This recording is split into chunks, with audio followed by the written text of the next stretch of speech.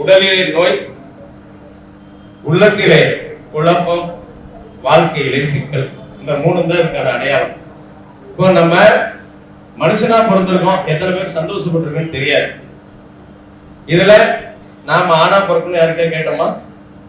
இந்த அப்பா அம்மா கிட்ட தான் பிறக்கணும் யாராச்சும் கேட்டோமா? இந்த ஊர்ல தான் பிறக்கணும் யாராச்சும் கேட்டோமா? கிடையாது. அப்ப நம்மளை அனுப்பி வச்சது யாருன்னு தெரியாது.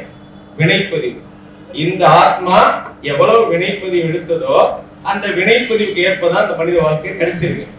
பூரண பொருளே புதுமை அடைந்து ஆரணமான அணுவாய் விரிந்து அறிவின் கூட்டம் இயக்கம் பக்குவம் அசைவாய் இசைவாய் அண்ட கோடிகளாய் ஓர் அறிவின முதல் அறிவினம் வரை ஊனாய் உயிராய் உள்ளமாய் உள்ளத்தின் அப்படி உள்ள போனா தானாய் விரிந்த தத்துவமான பிறகுதான் வந்திருக்கு. அப்போ இந்த பிறவியில நாம தெரிஞ்சுக்கணும். இதுல மிக முக்கியமான விஷயம், என் குருநாதர் தணிகாசலம் ஐயா அவர்கள் எல்லாம் உங்களுக்கு தெரிஞ்சிருக்கோம். திதி யோக கர்ணம் தணிகாசலம் ஐயா அவர்கிட்ட ஒரு வருஷம் படிச்சேன். அவர்கிட்ட கத்துக்கிட்டது என்ன அப்படின்னா, திதியை பிடிச்சா விதியை பிடிச்சிடும். நம்ம எல்லாருமே வாழ்க்கையில என் தலைவிதி இப்படி கஷ்டப்படுறோம் அப்படிங்கிற இல்லைங்களா? எல்லாம் அதிகமா பேசுற வார்த்தை அதிகமாதான். என் தலைவிதி இப்படி கஷ்டப்படுறோம். என் விதி எங்க வந்தது?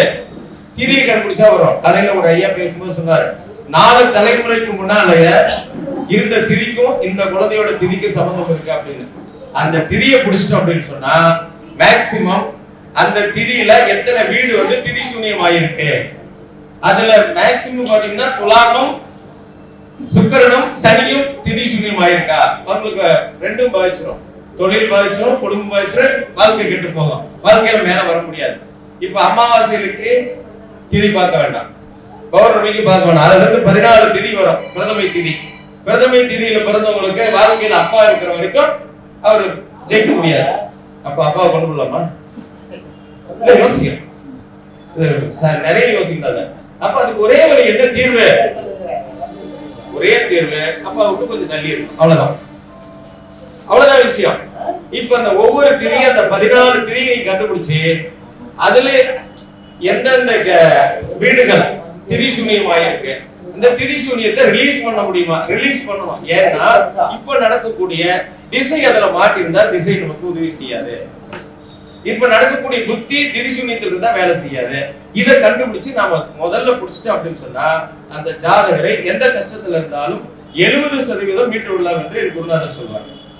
அப்புறம் 2வது, நம்ம எந்த நாம யோகத்துல பிறந்திருக்கோம், அந்த நாம யோகத்துல யோக நட்சத்திரம் யாரு, அவயோக நட்சத்திரம் யாரு, அப்ப அவங்களை கண்டுபிடிச்சு யோக நட்சத்திரத்துக்கு 3 ஜென்ம நட்சத்திரம், திரிஜென்ம நட்சத்திரம், 3 நட்சத்திரம். அந்த 3 நட்சத்திரத்தை நம்ம பாசிட்டிவா எடுத்துக்கணும். நம்ம வாழ்க்கையில என்ன தொடங்கினாலும் அந்த 3 நட்சத்திர நாள்ல தொடங்கினா நிச்சயமாக வெற்றி. அப்ப அந்த யோகாதிபதியை வருஷத்துக்கு ஒரு நாள் வழிபாடு செய்யணும். இப்ப எல்லாரும் நம்ம பாருங்க, சுண்டக்கடலை மனசுல வச்சுக்கங்க. வேவிக்காத சுண்டக்கடலை கடையில வாங்கிட்டு வரீங்க, சாப்பிட முடியுமா? முடியாது. அந்த சுண்டக்கடலைய தண்ணிக்குள்ள போட்டுருங்க. அது ஒரு 6 மணி நேரம் 8 மணி நேரம் ஆன பிறகு தண்ணி சுண்டலுக்குள்ள ஊடுருவி உள்ள போயிடும். அப்படி ஊடுருவி உள்ள போயிடுச்சுன்னு சொன்னா இப்ப அந்த சுண்டல் எடுத்து போட்டா வாயில மென்னு சாப்பிட முடியும். அது மாதிரி இந்த ஆத்மாவை கொண்டு போய் பரமாத்மா கிட்ட விட்டுருங்க. அந்த திதி சூன்யத்துக்கான தெய்வம் எது, அந்த யோக நட்சத்திரத்துக்கான தெய்வம் எது, அவயோக நட்சத்திரத்துக்கான தெய்வம் எதுன்னு தெரிஞ்சு அந்த கோயில்ல இந்த கிரகம் எந்த நட்சத்திர கால்ல நிக்குதுன்னு பார்த்து அந்த நாள்ல போய் வழிபாடு செய்துட்டு வந்தால் அந்த மூலஸ்தானத்தில் உள்ள இறைவனுக்கும் இந்த ஜீவாத்மாவுக்கும் உயிர் தொடர்பு ஏற்படும், உயிர் கலப்பு ஏற்படும். அப்போ எண்ணம் வலிமையாகும், நினைப்பது வெற்றியாகும்.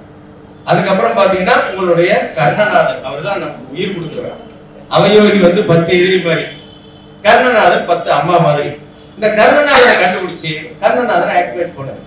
இதுக்கு எல்லாம் இறை வழிபாடு தாங்க. ஐயா காலையில சொன்னாங்க பேசும்போது, கோவில்கள்ல தான் இறைவன் இருக்கிறாங்க. 27 நட்சத்திரம், அது 4 பாதம் கணக்கு போட்டு பார்த்தா 108 வரும். இந்த 108 என்ன அப்படின்னா 108 திருக்கோயில்கள்ல இந்த 9 கோள்கள்ல இருந்து வரக்கூடிய விஷத்தன்மை உறிஞ்சி எடுக்க எந்தெந்த கோளுக்கு எந்தெந்த கோவில்கள் வகைப்படுத்தியிருக்காங்க நம்முடைய முன்னோர்கள்.